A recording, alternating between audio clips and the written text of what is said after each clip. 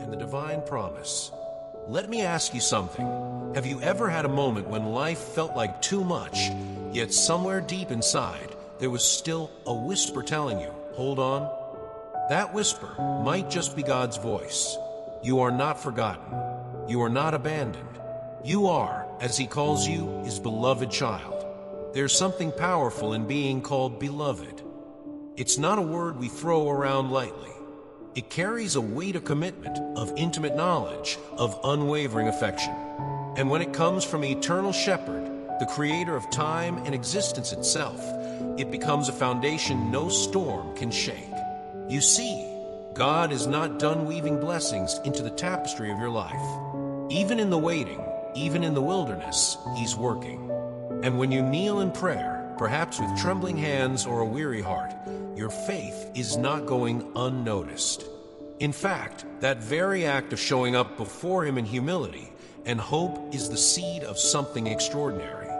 Faith is not the absence of fear or doubt. It's the decision to trust in spite of them. It's saying, I believe there's a way, even if I can't see it yet. And when you reach that point, when your voice commands the metaphorical mountains in your life to move, something shifts. You're not just shouting into the void. Heaven listens. The spiritual realm responds. Divine forces align not because you are loud, but because you are aligned with the will of the one who moves mountains. Challenges will come. That's life.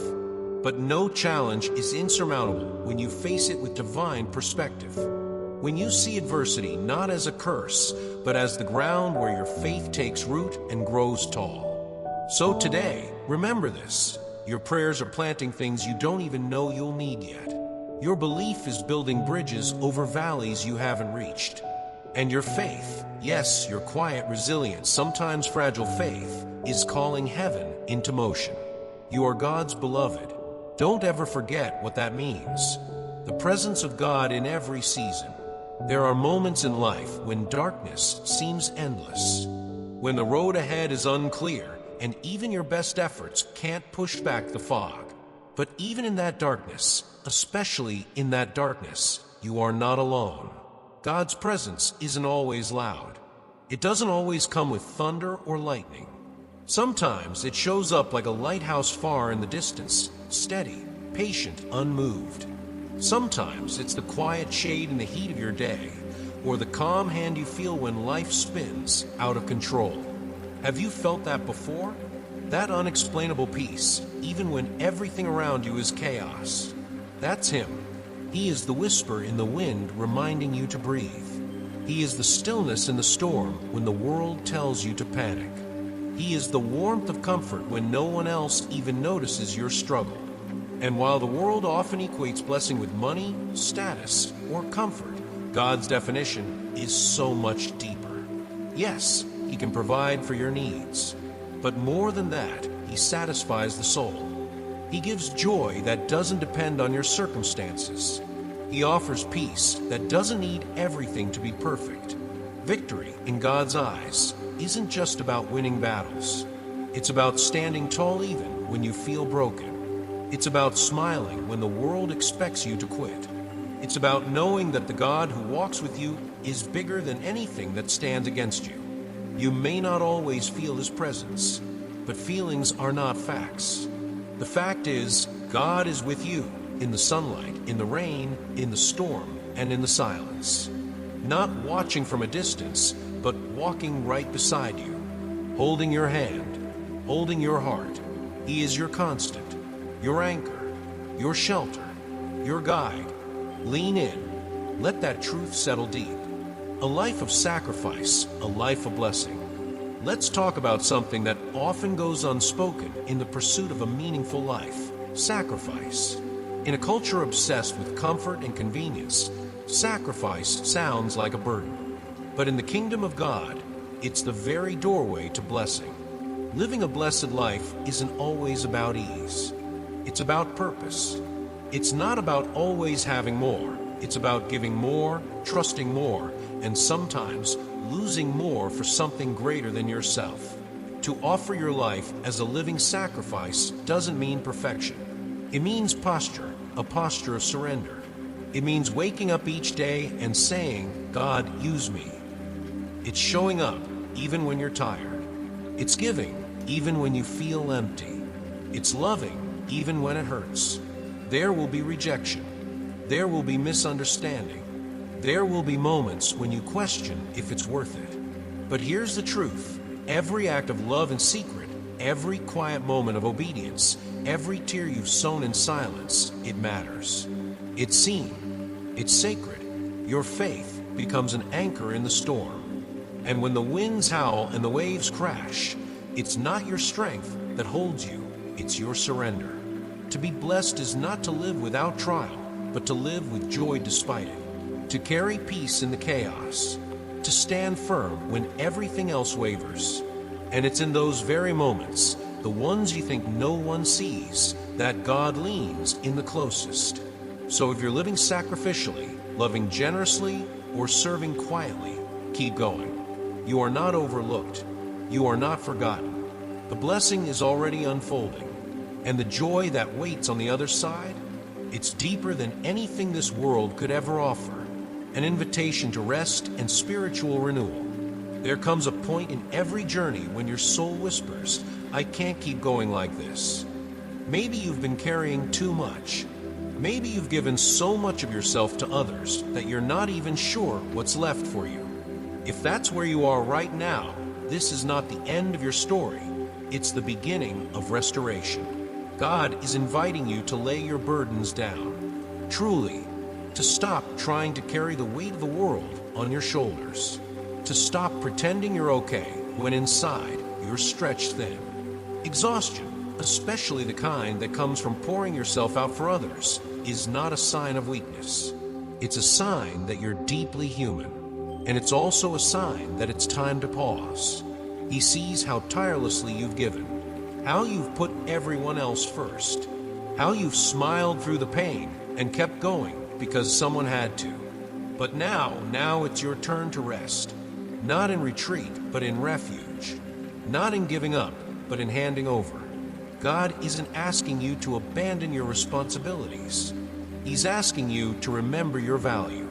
To remember that He didn't create you just to endure, but to live fully, heart, soul, and spirit renewed. Have you forgotten what it feels like to breathe without anxiety pressing on your chest? Have you forgotten what it feels like to pray not out of desperation, but out of connection? Let this be your reminder. You are not alone, and you are not required to hold it all together. God is near, and He longs to embrace you, not just in your triumphs, but in your fatigue. He is not disappointed in your weariness. He understands it, He honors it, and He invites you into a sacred kind of rest, one where healing begins and where your soul begins to breathe again. So take that moment, whisper that prayer, let the exhaustion fall away, and let renewal begin, freedom and eternal worth. Let me tell you something that might surprise you. You were not created to live in constant worry. That tightness in your chest, that racing mind at 3 a.m., that unspoken feeling that if you don't control everything, it will all fall apart, that's not from God. He didn't design you to live life on edge. He didn't create you to spend your days chasing certainty or fearing failure. He created you with value, immense, immeasurable value, and with a divine blueprint unique to you. You are not an accident. You are not just surviving. You are seen, known, and intentionally made. So the question is, what would change in your life if you truly believed that? What decisions would you make if you knew your worth wasn't up for debate? What fears would you release if you trusted that God's plan for you is not only real, but also better than anything you could craft yourself? We live in a world that ties our value to productivity, appearance, success, likes, comments. But God sees deeper. He sees beyond performance. He sees the quiet strength you've carried through seasons of loss. He sees the prayers you whispered when no one else knew you were breaking. And He calls that beautiful. That's the kind of worth that doesn't fade. That doesn't fluctuate. That doesn't need to be earned, only remembered. So live like you're free. Free from fear. Free from shame. free from trying to prove your worth to people who will never fully understand your journey. God knows, God sees, and God is inviting you to trust again, not in a flawless future, but in a faithful Father. Gratitude becomes natural when you live from that place, not because life is perfect, but because you know you're not walking it alone. You're held, you're loved, and you're already enough, restoring faith and hope. Some of the loneliest moments happen not in crowds, but in silence. It's in the still of the night, when the world quiets down, that doubt creeps in. It whispers things like, maybe I've been forgotten. Maybe my prayers don't matter. Maybe I'm just alone. If you've ever felt that, I want you to hear this loud and clear. You have not been forsaken. God is still with you. He has never left. He sits with you in the silence. He hears every sigh. He collects every tear. He knows the pain you try to hide, even from yourself. And He wants to be part of it. Not just the parts of you that feel put together, but the broken pieces too. You are not too much for Him. You are not too far gone. And nothing, absolutely nothing, can separate you from the love He has for you. Romans 8 verses 38 to 39 says it plainly, neither death nor life, nor angels nor demons, nor anything else in all creation can ever separate you from His love. That's not poetic language. That's truth. And here's why that matters. Because even when your faith feels small, even when your hope feels tired, even when your belief wavers, His love remains constant. You don't need to earn your way back to Him. You just need to turn toward Him. Even a whisper is enough. Even a tear counts. This journey of faith isn't about perfection. It's about relationship. It's about the courage to keep hoping, even when hope feels fragile. It's about trusting that light will come again, even if you can't see it yet. So tonight, if the darkness feels heavy, if your heart feels abandoned, let this be your reminder. God is near. You are seen. You are held. And nothing can change that. Not your past. Not your doubts. Not even your lowest moments. His love is eternal, and you are still His. A call to unshakable faith. Faith is easy when the waters are calm. But what about when the storm hits? What happens when the ground beneath you trembles, when plans fall apart, and prayers seem to go unanswered? That's when true faith is tested, not in the comfort, but in the chaos. God never promised a life free of hardship, but He did promise this: I will never leave you nor forsake you. Hebrews 13 verse 5. Those words are not symbolic. They are literal. They are truth. Think of your life like a boat crossing an unpredictable sea. The waves rise, the winds howl, the sky darkens, and yet you are still afloat. Not because you're strong, but because you're anchored. That anchor is God's Word.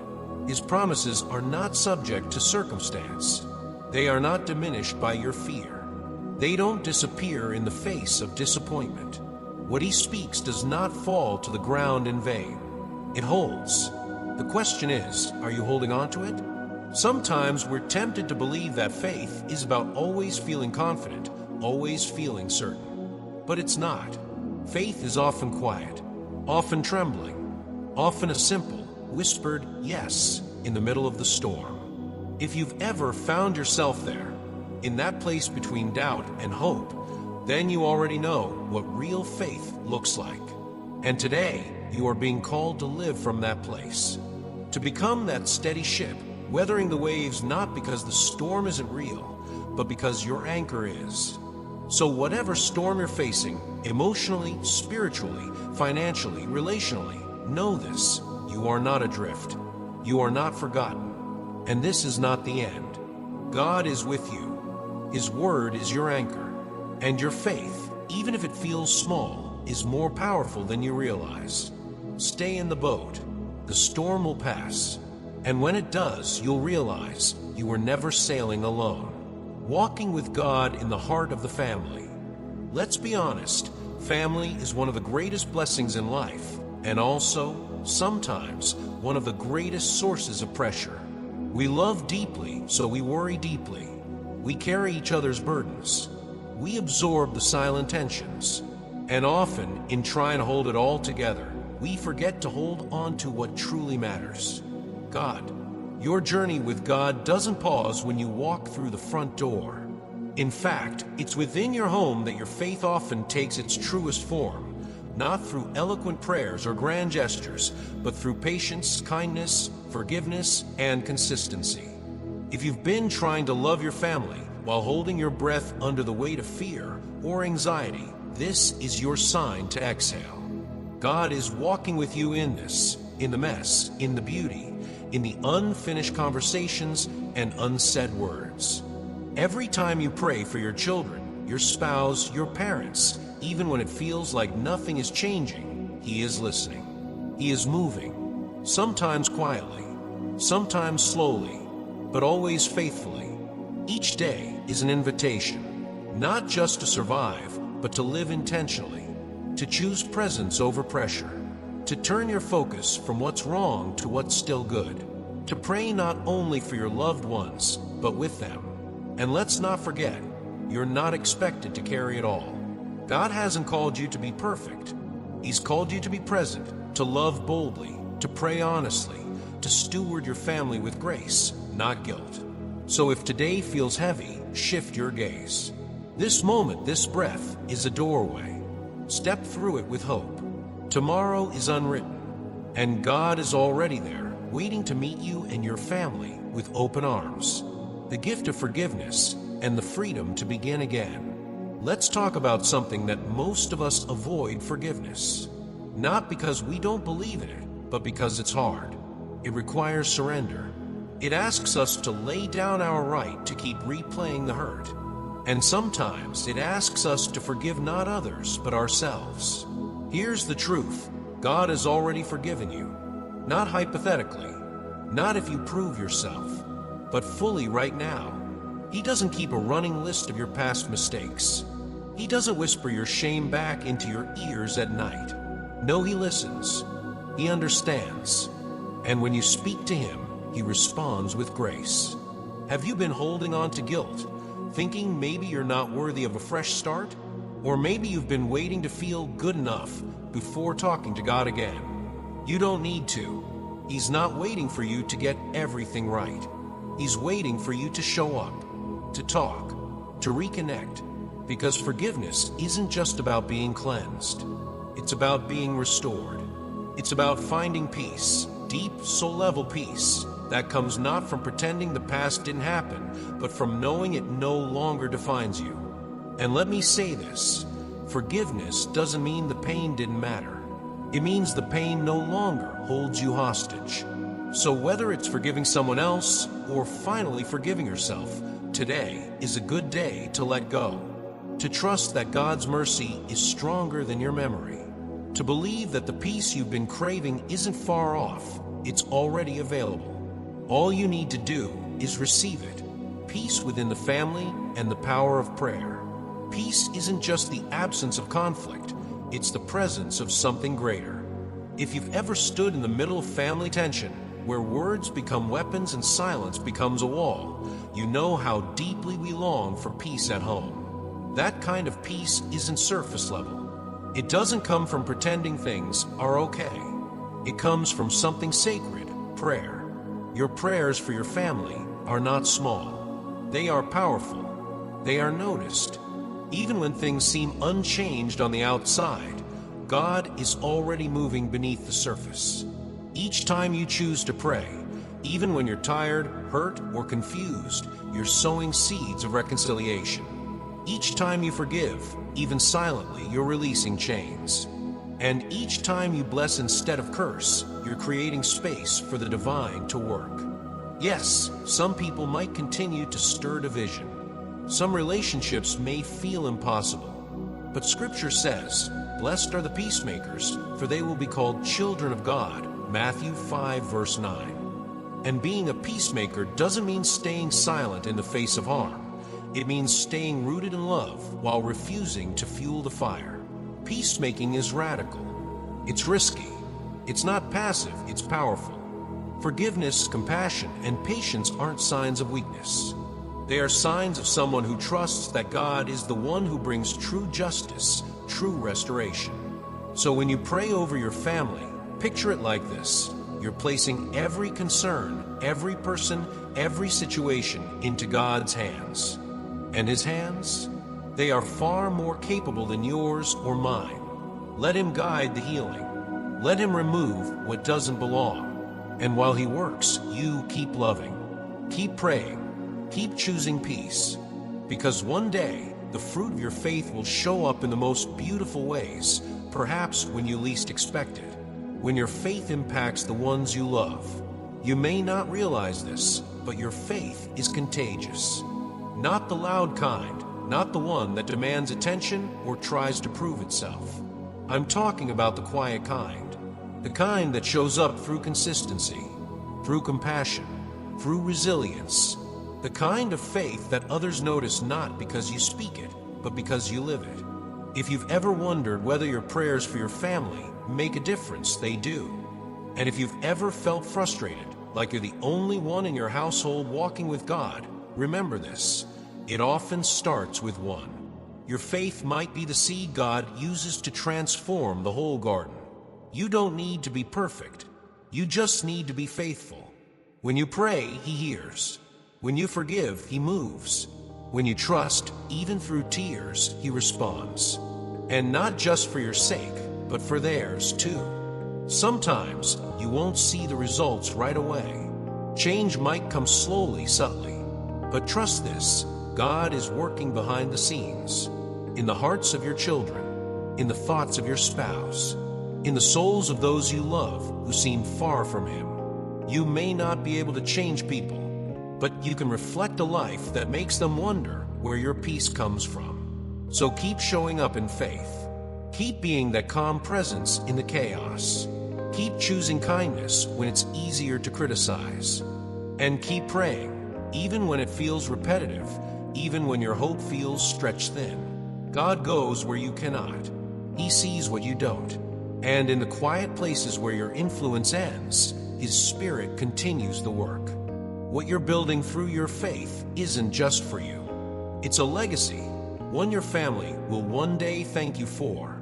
Becoming new, the power of personal renewal. Have you ever felt like you're standing at the edge of something new, but unsure how to step forward? That's often how transformation begins. It starts not with a dramatic event, but with a whisper in the soul that says, there must be more than this. And there is. God isn't just interested in improving your life. He's in the business of renewing it, of leading you out of survival mode and into a season of divine purpose. But for that to happen, something has to shift. Not around you, within you. It begins with gratitude. When you stop seeing life as something you have to control and start seeing it as a gift that's unfolding. When you realize that each breath is grace, that every sunrise is a reset, that even in disappointment, God is positioning you for something greater. Next comes faithfulness. Not perfection, faithfulness.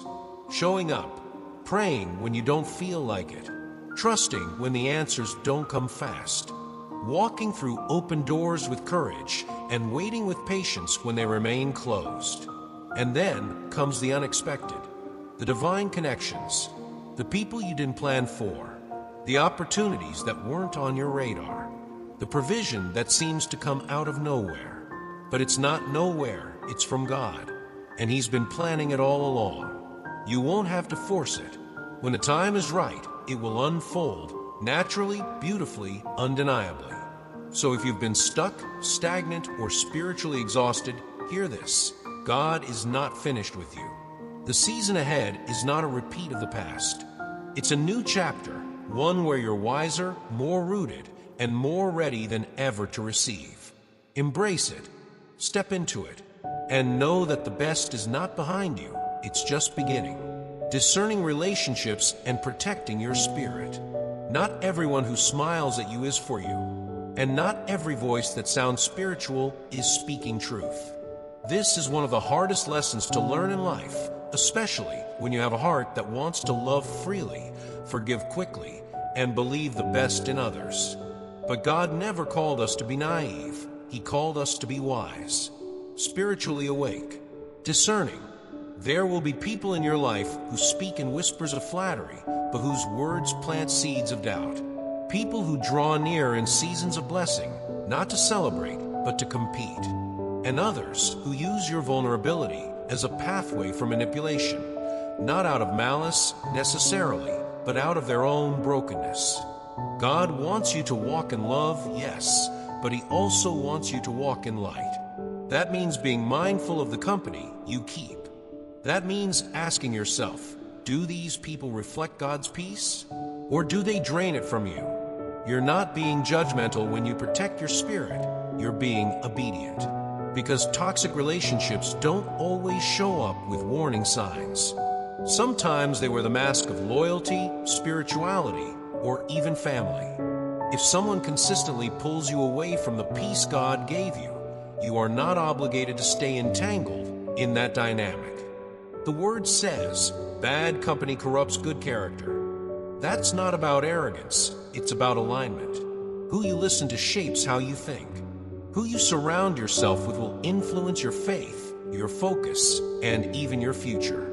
So today, give yourself permission to step away from what dims your light. Choose friendships that fan your flame.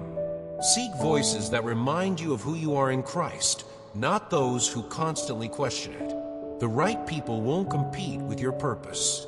They'll protect it. And in protecting it, you'll begin to walk in a level of peace you didn't even know you were missing. The quiet power of communion with God. There are moments when prayer feels like a monologue. You speak and nothing seems to echo back. You wait and still silence. But let me tell you something with absolute certainty. God always listens. Always.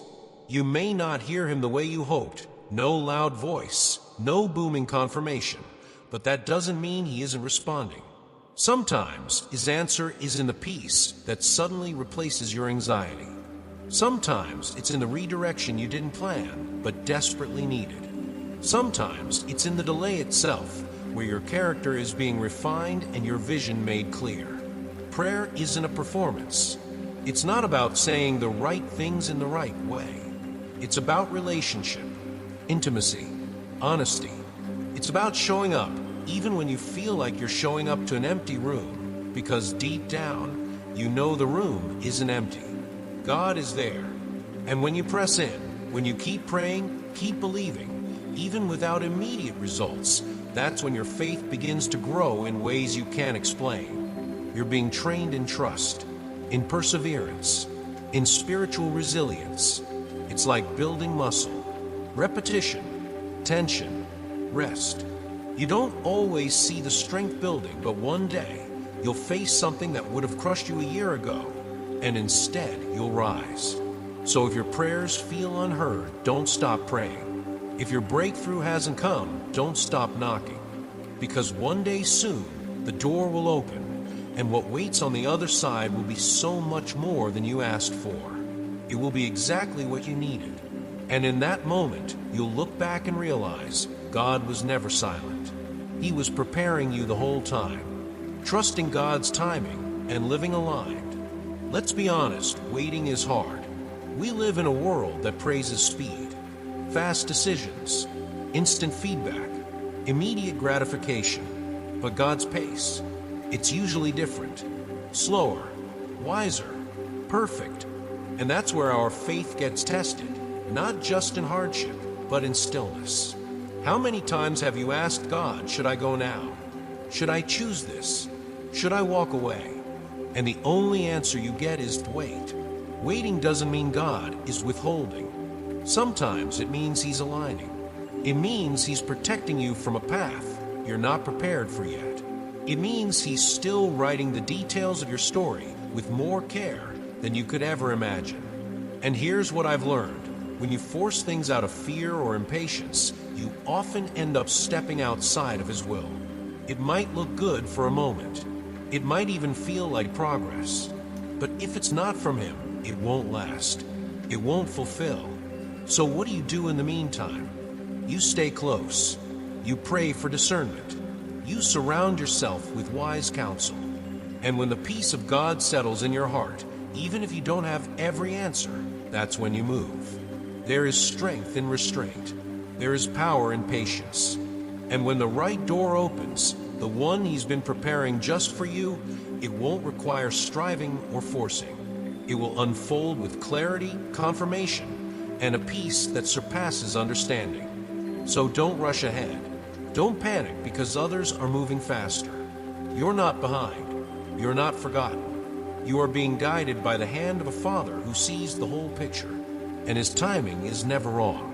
Anchored in eternal love, there are days when the world feels cold, when your heart aches with a loneliness too deep for words, when it feels like everyone else is moving forward while you're stuck in place.